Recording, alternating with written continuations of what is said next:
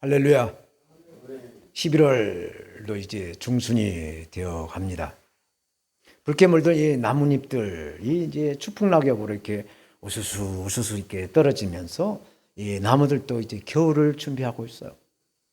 저와 여러분들도 이게 더욱더 건강에 힘써서 건강으로 또 우리의 믿음으로 하나님께 영광이 되어야 될 줄 믿습니다. 아멘. 우리나라 속담에 또랑치고 가재 잡고 장구치고 북치고 또 누이 좋고 매부 좋다라는 말이 있어요. 이 말의 뜻은 서로가 서로에게 상생이 된다라는 말이죠. 그래서 이 상생의 말씀이 성경에도 있어요. 로마서 8장 28절 말씀 보면 우리가 알거니와 하나님을 사랑하는 자 곧 그 뜻대로 부르심을 입은 자들에게는 모든 것이 합력하여 선을 이룬다 말씀하시죠. 이 말씀에서 이 시너지 효과를 내는 이 상생으로 선이라고 말씀한 이 의를 이뤄간다. 우리와 성령님의 합력을 해서 성화의 삶을 삶으로 하나님께 영광이 된다라는 말씀이죠. 고린도 교회는 이 거룩한 교회에서 일어난 여러 가지 문제들을 해결하기 위해서 이제 영적인 아버지 바울에게 편지를 보내서 이 바울의 답을 얻고자 하는 거예요. 이 세상을 살아가는 모든 사람에게는 스승이나 또는 멘토의 지도가 필요하죠. 그래서 부모님이나 형제나 뭐 또 경험자들의 그 조언을 듣고 어떠한 일을 시행할 때 시행착오를 느끼지 않고 시행착오를 겪지 않고 일을 잘 추진해 나갈 수가 있기 때문에 그렇죠. 우리 그리스도인들은 특별히 하나님께 기도를 함으로 예수님의 이름으로 기도를 함으로 하나님께 응답을 받고 확신으로 이렇게 나가는 것이죠. 지난 시간에 음행을 피하기 위한 방법으로 결혼을 해서 음행을 피해가라는 처방전을 주셨어요. 그래서 결혼을 하든 혹 이혼을 하든 또 재혼을 하든 하나님께 영광이 되게 하라 말씀을 하십니다. 예전에 부부가 만나서 이제 한 40년 이상 같이 부부가 살면은 100년 해로한다라고 말을 하죠. 근데 요즘은 어떻습니까? 100세 시대이기 때문에 우리는 끊임없이 건강하고 또 행복하게 이 철저한 노후 대책을 준비해서 살아가야 될 줄 믿습니다.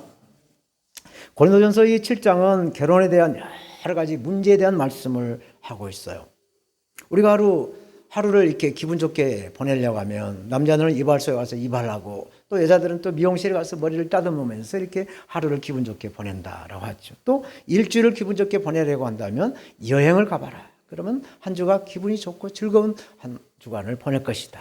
그리고 한 달을 또 기분 좋게 보내려면 새 집으로 이사를 가봐라. 그러면 또 한 달 동안은 아주 신나게 재미있게 보낼 수가 있을 것이다.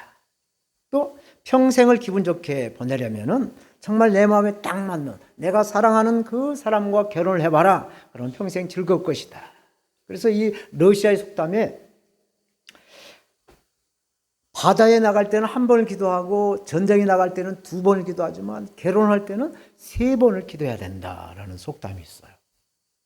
이렇게 결혼은 일륜지 대사라고 불릴 정도로 우리 인생에서 정말 중요한 것이죠. 결혼은 정말 중요합니다. 제가 해보니까 결혼은 잘해야 되겠더라고요. 맞습니까? 결혼 잘해야 돼요.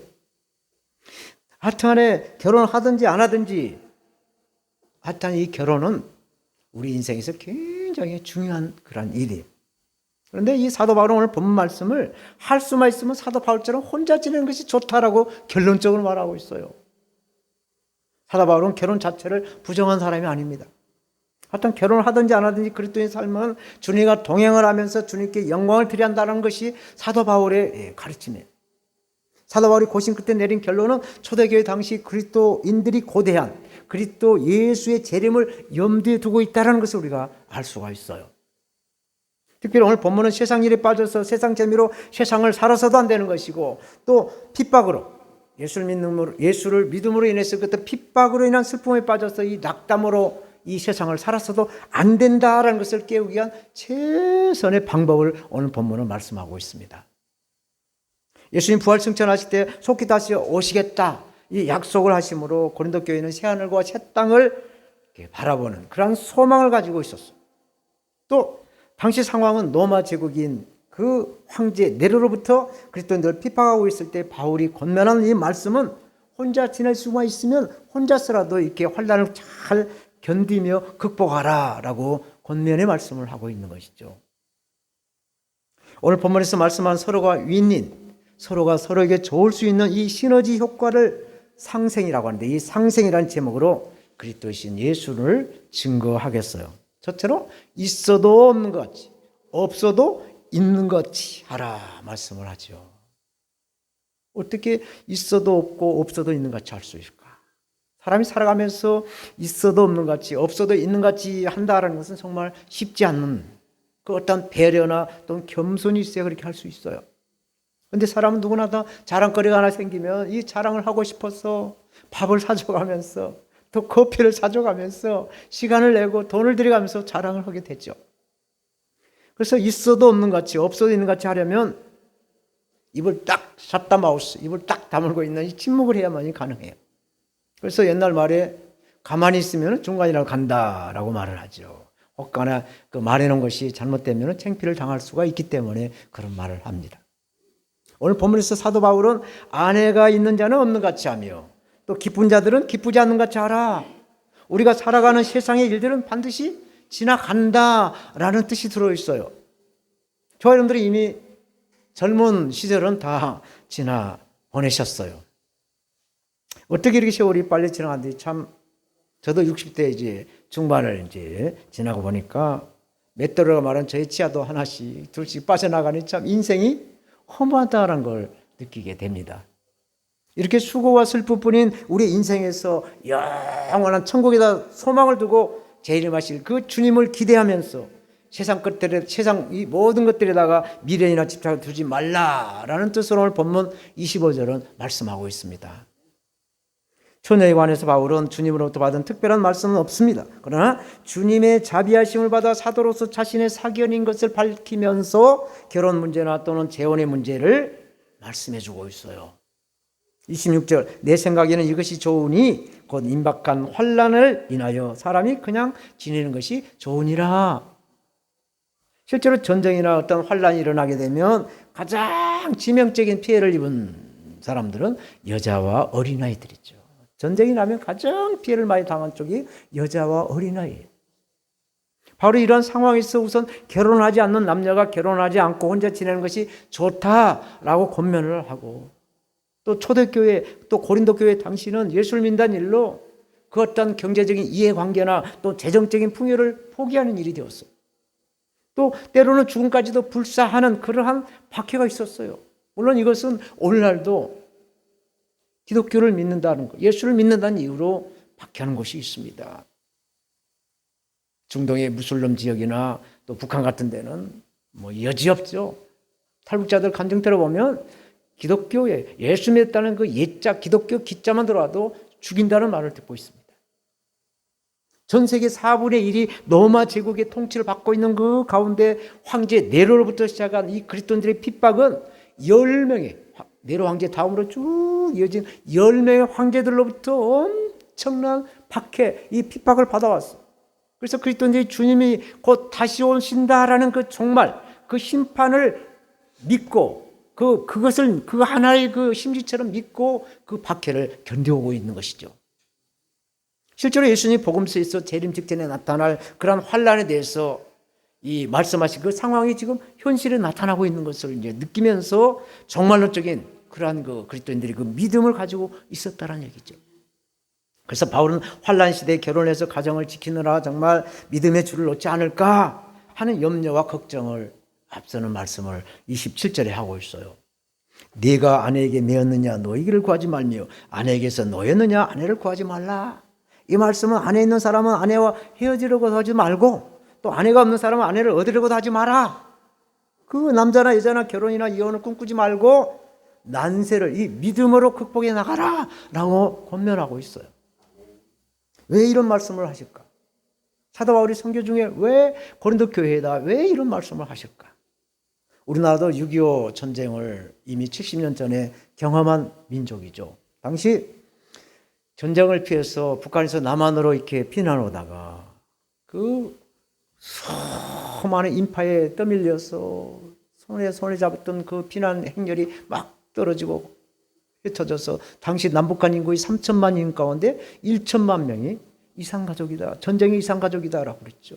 그래서 1세대, 지금 2세대가 지나가고 있는 이 상황에 있어도 이 전쟁의 이산가족들은 지금도 세월의 그 한을 보내고 있는 것이죠. 이때나 저때나 이 정권이나 저 정권이나 이렇게 남북한의 이산가족 협력 그 회담을 막 손꼽아 기다리고 있는 것이죠. 만나기를 원하고 있는 것입니다. 이러한 환란으로 인해서 남편이나 아내나 또는 자녀들이 이럴 수 있기 때문에 바울은 그냥 결혼도 하지 말고 일도 버리지 말고 조용히 믿음 하나로 이 난세를 극복하라 라는 말씀을 하고 있어요. 사도 바울은 주님의 계명인 아버지 하나님의 사랑, 하나님 사랑과 사람 사랑하는 그 생명을 존중하는 것을 철저히 지키는 인간의 그 가장 도리를 말씀해 주고 있어요. 28절. 그러나 장가가도 죄짓는 것이 아니요 처녀가 시집가도 죄짓는 것이 아니로되 이런 이들은 육신의 고난이 있으리니 나는 너희를 아낀다. 이 난국에 결혼을 해서 더 힘들게 하지 않는 것이 좋겠다라는 아끼는 마음으로 말씀하고 있어요. 예수 그리스도를 믿는 이후로 박해를 받는 상황에서 당하게 될 육체적인 것 또 정신적인 고통을 생각하면서 결혼을 통해서 가중될 그 고난으로부터 보호받을 그 마음을 말씀하고 있는 것이죠. 29절 31절 말씀 봅니다. 형제들아 내가 이 말 하노니 때가 단축하여진 거로 이후부터 안에 있는 자들은 없는 자같이 하며 우는 자들은 울지 않는 자같이 하며 기쁜 자들은 기쁘지 않는 자같이 하며 매매하는 자들은 없는 자같이 하며 세상 물건을 쓰는 자들은 다 쓰지 못하는 자같이 하라. 이 세상의 형적은 지나갑니다. 세월은 흘러가고 있다는 얘기입니다. 우리가 살아가면서 힘든 일이 있으면 이 또한 지나가리라 하죠. 이 또한 지나가리라. 말한 것처럼 이 코로나 이 바이러스가 창궐하고 있는 이때 불평 불만하지 말라고 사람들에게 다 이렇게 마스크를 입을 봉했는지 또 회개하고 통회하는 시간을 갖기 위해서 여기저기 다 크로즈시켜서 다 출입을 못하게 하고 이렇게 금하고 있는 것은 아닌지 하여튼 이 코로나 바이러스 이 천국은 곧 지나갈 줄로 믿습니다. 제가 해외 선교지를 다니면서 보고 느낀 것 가운데 특별히 과거에 공산주의 했던 나라나 지금 현재 공산주의 나라에서 본 그 느낌은 사람들이 얼굴이 밝지 않고 표정이 굳어 있어요. 눈만 멀뚱멀뚱 뜨고 그저 뭐 기쁜 표정도 없이 그냥 묵묵하게 그냥 표정이 없어요. 그래서 중국에도 제가 자주 다녀봤었는데 중국의 한족이 대다수죠. 한족과 소수민족들에게 또 가봐도 그 앞에서 누가 지도하는 사람들이 좀 강하게 말을 하면 거기에 어필하지 않고 가만히 있어요. 기죽은 듯이 그냥 가만히 있더라고요. 그래서 나중에 그 집회 끝난 뒤에 왜 이렇게 사람들이 조용하게 가만히 있느냐라고 물어봤더니 이게 공산주의의 특징이다. 강압적인 교육의 그 효과로 그런 그 현상이 나타난다라는 이야기를 들었습니다. 북한에도 마찬가지죠. 타가소에서 어린아들을 맡아서 이제 부모들은 이제 작업장에 나가서 작업을 하고 그 아이들은 이제 타가소에서 이제 타가의 부모들이 이제 아이들을 가르치죠. 이 인계연령이라고 하죠. 4살에서 14살을 인계연령이라고. 이때는 모든 걸 주입하면 주입한 대로 그대로 받아들이는 나이죠. 그리고 우리가 어렸을 때 공부했던 것을 평생 써먹을 수 있는 건데 이 아이들에게 주체사상, 어버이 수령, 3대 김씨 세습을 막 집어넣는 거예요. 그래서 평생을 이렇게 어버이 수령에게 충성한다라는 모습을 막 정열적으로 이렇게 막 이렇게 보여주는 모습을 우리는 종종 보게 됐지요. 이게 공산주의의 그 특징이라는 것이죠. 사랑하는 여러분, 하나님의 창조의 원리는 이 사람에게 자유의지를 주셨어요. 자유의지를 주셔서 선택하게 합니다. 예수를 믿든지 안 믿든지 선택을 하게 해요. 그래서 선택을 하게 되면 하나님의 자녀로 구원받는 하나님의 백성, 하나님의 아들들이 되게 하신다라는 말씀이 있어요. 그래서 이 본문은 사도 바울을 통해서 이 성령의 그 열매인 온유를 말씀하고 있어요. 온유는 굉장히 강한 겁니다. 온유를 하면 부드럽고 참 순하다라고 생각하는데 이 온유는 굉장히 강한 거예요. 소나 말이 얼마나 힘이 세고 강한지요. 그러나 사람들의 길이 들여져서 사람들에게 순종하는 거예요. 우리 그리스도인들도 마찬가지예요. 성령으로 하나님의 말씀에 순종하는 것이 바로 온유인 것입니다. 아멘. 두 번째로 염려를 하되 주님을 위한 거룩한 염려를 하라라고 32절에서 35절은 쭉 말씀을 해갑니다. 이 말씀을 이야기식으로 말씀을 하셨어요. 그래서 제가 이 말씀을 공동 번역본으로 제가 봉독할 테니 여러분들 성경 보시면서 한번 느껴보시기 바랍니다. 나는 여러분이 근심 걱정을 모르고 살기를 바랍니다. 결혼하지 않는 남자는 어떻게 하면 주님을 기쁘시게 해드릴 수 있을까 하고 주님의 일에 마음을 쓰지만, 결혼한 남자는 어떻게 하면 자기 아내를 기쁘게 할 수 있을까 하고 세상 일에 마음을 쓰게 되어 마음이 갈라집니다. 남편이 없는 여자나 처녀는 어떻게 하면 몸과 마음을 거룩하게 할 수 있을까 하고 주님의 일에 마음을 쓰지만, 남편이 있는 여자는 어떻게 하면 자기 남편을 기쁘게 할 수 있을까 하고 세상 일에 마음을 씁니다. 나는 여러분 자신의 이익을 위하여 이 말을 합니다. 여러분을 속박하려는 것이 아니라 오히려 여러분이 아름답게 살면서 딴 생각 없이 오직 주님만을 섬기게 하려 하는 것입니다. 말씀하세요. 오늘 보면 여기 말씀 34절에 몸과 영을 다 거룩하게 하되, 이 말씀은 몸과 우리의 영을 다 거룩하게 하다, 이 말씀은 어떤 윤리나 어떤 도덕이 아닌 거예요. 주님을 향한 사랑하는 마음의 자세, 주님을 사랑하는 그 마음의 자세로 결혼을 했든지 결혼을 하지 않았든지 주님께, 아버지 하나님께 헌신을 하라는 말씀을 하고 있어요. 로마서 6장 12절 13절은 이렇게 말씀하세요. 너희는 죄로 너희 죽을 몸에 왕노릇하지 못하게 하라. 그래서 몸의 사욕을 순종치 말고, 또한 너희 지체를 불의의 병기로 죄에게 드리지 말고 오직 너희 자신을 죽은 자 가운데서 다시 산 자같이 하나님께 드리며 너희 지체를 의의 병기로 하나님께 드려라.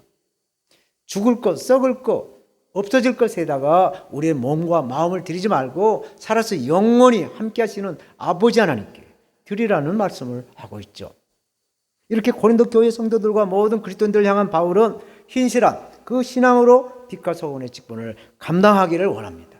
그래서 그리스도 안에서, 예수 그리스도 안에서 주님께 완전하게 헌신을 하라는 거예요. 그래서 주일날 다른 곳에 가지 않고 안식일을 거룩하게 지키는 계명을 지키듯이 하나님 앞에 헌신을 하라는 말씀이죠. 그래서 구차한 논쟁이나 이단 사상 같은 데 말려들지 말라라는 말씀을 하고 있어요. 2년 동안 지금 우리는 계속되는 이 코로나 바이러스 천국에 온 세계는 지금 요동치고 있다 해도 과언이 아닙니다. 진짜가 가짜 같고 가짜가 진짜 같은 시대에 우리는 살고 있어요. 뉴스를 봐도 그렇고 유튜브 방송을 봐도 그렇고 가짜가 진짜처럼 말하는 시대에 우리는 살고 있어요. 그래서 너무나 많은 가짜가 진짜 행세를 하고 있는 이러한 때에 하나님의 말씀은 무엇인가? 성경을 통해서 구별하고 분별하는, 해결받는 지혜로운 우리가 되어야 될 것입니다. 아멘. 마지막으로 그리스도인들의 결혼은 주 안에서 행하라 말씀을 하세요. 36절, 누가 자기의 처녀딸에 대한 일이 이치에 합당치 못한 줄로 생각할 때에 홍기도 지나고 그같이 할 필요가 있거든 마음대로 하라. 이것은 죄짓는 것이 아니니 혼인하게 하라 말씀을 하세요. 이 말씀 가운데 결혼 정년기가 지난 딸을 둔 부모는 우리 딸이 언제나 신랑감을 맞아서 이렇게 인사시키고 시집가기를 원하는가 걱정하면서 이렇게 애를 태우는 것이 보통 부모의 마음이죠. 그런데 바울은 이치에 합당치 못한 줄을 생각할 때 이 말씀에 우리가 눈여겨봐야 돼요. 이치에 합당치 못한 일이 생길 때 이 말씀이 무엇인가? 제가 36절 말씀을 다시 공동 번역본으로 봉독해 드릴 테니 한번 한글 번역을 보시면서 새겨보시기 바랍니다. 어떤 사람이 욕정을 억제할 수가 없어서 자기 약혼녀와 약속을 어겨야 할 경우 그 약혼녀에 대해서 떳떳하지 못하다는 생각이 들겠지만 어쩔 수 없을 때에는 원한 대로 결혼하라. 그래도 죄가 되지 않는다라고 공동 번역본은 번역을 해주고 있어요. 그러니까 약혼녀가 있는 남자가 있어요. 이 남자가 평상시에 약혼녀 말고 다른 여자와 사귀다가 그 여친으로 인해서 그 욕정을 참을 수가 없어서 요새 말로 바람을 피웠다는 얘기예요. 근데 이 나이 많은 그 딸의 부모가 그 이야기를 알았다는 얘기예요. 그때 괘씸한 생각이 들죠. 그렇지만 그 딸이 결혼을 원한다고 한다면 시키라고 하면서 그래도 바울은 독신은 혼자 살 수 있으면 혼자 살아라는 말씀을 이어갑니다. 37절 8절 그러나 그 마음을 굳게 하고 또 부득이한 일도 없고 자기 뜻대로 할 권리가 있어서 그 처녀딸을 머물러 두기로 마음에 작정하여도 잘하는 것이라. 그러므로 처녀딸을 시집 보내는 자도 잘하거니와 시집 보내지 않는 자가 더 잘하는 것이다 말씀을 하고 있어요. 만약 처녀딸이 주를 위해서 독신으로 살기로 마음을 정했다라고 한다면 혹 약혼했다거나 또는 무슨 부득이한 일이 없어도 스스로 결정할 권리가 있을 때는 처녀딸을 독신으로 살게 하는 것이 더 잘하는 일이다라는 말씀이죠. 이렇게 바울은 결혼하는 것도 잘하거니와 결혼을 하지 않은 것도 더 잘하는 것이다 라는 입장을 계속해서 7장 오늘 본문에서 말씀을 해가고 있어요. 바울은 스스로 독신의 삶을 살고 있습니다 지금. 그래서 음욕에 대한 그 죄에 범하지 않으면서도 세상 일을 염려하며 또 세상 일을 염려 없이 뭐 이렇게 주의 일에 오직 주의 일에 정진하는 그런 모습을 보여주고 있어요. 그러므로 고린도 교회 성도들과 오늘날 그리스도인들에게 도전을 주면서 자기 자신처럼 되기를 원한다는 거예요. 그렇지만 우리는 사도 바울처럼 될 수가 없을 거예요. 왜? 우리 육신이 약하기 때문에. 사도 바울은 특별 계시를 하나님께 받았어요. 그리고 또 독신의 은사도 받았어요. 그러므로 독신의 은사가 없으면 사도 바울은 결혼하라. 그래서 결혼을 통해서 음행의 죄를 면하라 라고 말씀하고 있는 것이죠. 38절의 말씀은 이제 재혼에 대한 말씀을 하고 있어요. 아내가 그 남편이 살 동안에는 매여 있다가 남편이 죽으면 자유하여 자기 뜻대로 시집갈 것이나 주 안에서만 할 것이니라 말씀하세요. 특별히 재혼을 할 때는 성도는 주 안에서만 하라 말씀하고 있어요. 결혼은 당사자가 살아있는 동안에는 유효하지요. 그래서 당사자가 죽어 없다면 그냥 지낼 수도 있고 재혼할 수가 있다. 그러나 본문에는 그리스도인들이 재혼을 할 때는 반드시 주 안에서만 하라. 이 말씀은 그리스도를 믿는, 예수를 믿는 배우자를 선택해라 라는 뜻이죠. 초혼이든지 정말 재혼이든지 그리스도인들의 결혼은 하나님의 은총이요 하나님의 축복으로 허용된 제도예요. 그러므로 신중하게 판단하고 기도해야 할 문제죠. 그래서 어느 한쪽에만 치우쳐서는 안 되는 것입니다. 그래서 상생, 오늘 설교 제목이 상생인데 서로에게 유익이 되고 하나님께도 영광이 되게 한다는 것이죠. 그 이유는 오직 주님의 일을 우리가 할 수 있는, 집중할 수 있는, 힘을 쏟을 수 있는 그런 이유가 되기 때문에 그렇습니다. 그래서 바울의 초점은 독신이 옳은가, 결혼이 옳은가, 또 재혼하는 것이 옳은가 그런가 여기에 있는 것이 아니에요. 오직 바울의 관심은 주의 일이 있어요. 주님의 일에 사역의 그 일에 초점을 맞추고 있어요. 그래서 세상 일이 아닌 주의 일에 관심을 기울일 수 있다고 한다면 그것이 바로 최상의 방법이요 최고의 선택이다라고 말씀하고 있습니다. 40절 그러나 내 뜰에는 그냥 지내는 것이 더욱 복이 있으리라. 나도 또한 하나님의 영을 받은 줄로 생각한다. 부부 중에 사별한 성도는 그냥 혼자 지내는 것이 좋고 또 행복할 수 있을 것이다 라고 말씀하고 있어요. 아마도 바울은 독신으로 이렇게 선교 사역을 혼자 하면서 경험적으로 느꼈을 것이에요. 그래서 우리나라 속담에도 보면 호라비 3년에 뭐가 있다고 했죠? 이가서 말이라고 했죠. 또 과부 3년에 깨가서 말이라는 말이 있는 것처럼 이렇게 재혼을 하게 되면 양쪽의 집안에 딸려 있는 자녀들도 있을 것이고 또 문제들이 뭐 이렇게 한둘이 아닐 것입니다. 그래서 이런 문제들로 인해서 속 끓이고 걱정하지 말고 몸고생하지 말고 혼자 지낼 수 있으면 혼자 지내서 하나님께 영광을 드리는 일을 해라. 이게 복된 삶이 될 것이다 라고 권면하고 있어요. 하나님의 영을 받은 줄로 생각한다. 이 말씀은 독신의 은사로 도우시는 성령을 사모하라 하는 것이죠. 혼자 살린다고 하면 하나님께서 은사를 주셔야 돼요. 독신에 혼자 살아갈 수 있는 은사를 받아서 그 은사를 통해서 독신에 대한 그 삶으로 재짓지 않고 하나님께 오직 영광을 드릴 수 있는 그 삶을 살아가도록 독신을 은사로 이렇게 받아서 누려라 라는 말씀인 것입니다. 그래서 우리가 그렇게 해서 재짓지 않고 하나님께 영광을 드릴 수 있기 때문에 그렇습니다. 이제 오늘 본문에 대한 말씀을 결론을 맺겠어요. 이 그리스도인들에게 인격에 대한 가장 아름답고 고귀한 말씀은 거룩일 것이 거룩. 하나님은 내가 거룩하니 너희도 거룩하라 라고 말씀하셨죠. 그렇지만 그리스도인들의 신앙생활은 죄를 범하기도 하고 또 죄들로 인해서 거룩한 삶과 또 이렇게 멀어지기도 하죠. 인도의 정신적인 지도자 마하트마 간디가 있어요. 이 간디가 하는 말이 가운데 그리스도인들이 아니었다면 나는 이미 그리스도인이 되었을 것이다 라는 말을 했다고 그래요. 이렇게 그리스도인들이 그 거룩한 삶이 중요하다는 얘기입니다. 그래서 이 거룩은 이 세상과 구별되는 것을 거룩이라고 그래요. 그래서 거룩을 지키기 위해서 초대교회 성도들은 핍박을 피해 서로의 그 신분을 밝히기 위해서 저기 화이트보드에 물고기 하나 그려놨는데 이 물고기 그림을 보여주면서 서로 소통했다는 거예요.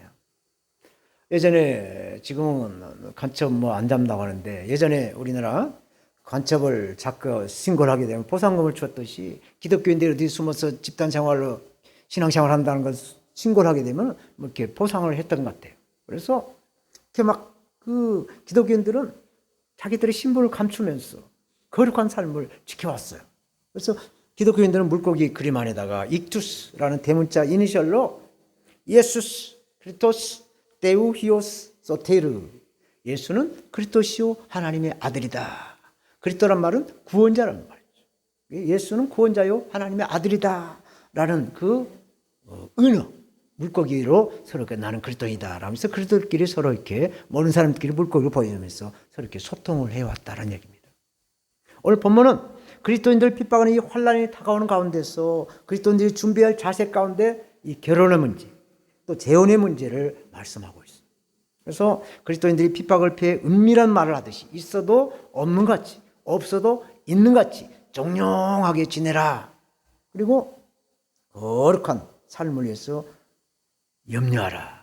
오직 거룩한 삶을 위해서 염려하라는 것이죠.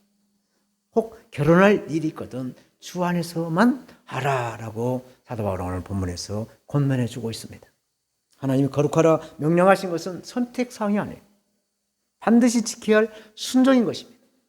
그리스도인들이 그리스도를 닮아가는 성화의 삶이 바로 거룩인 것이에요. 세상 사람들과 같이 행하지 않고 오직 보혜사 성령의 도움으로 살아갈 때 그 삶은 하나님께는 영광이요 사람들에게 본을 보이는 것이 바로 오늘 설교 제목 상생인 것입니다. 아멘. 그래서 우리가 신랑이 예수를 만나서 혼인잔치의 주인공이 되려간다면 반드시 보혜사 성령님의 인도와 성령님의 지도를 받고 살아가야 거룩한 상생을 이루어가실 줄로 믿습니다.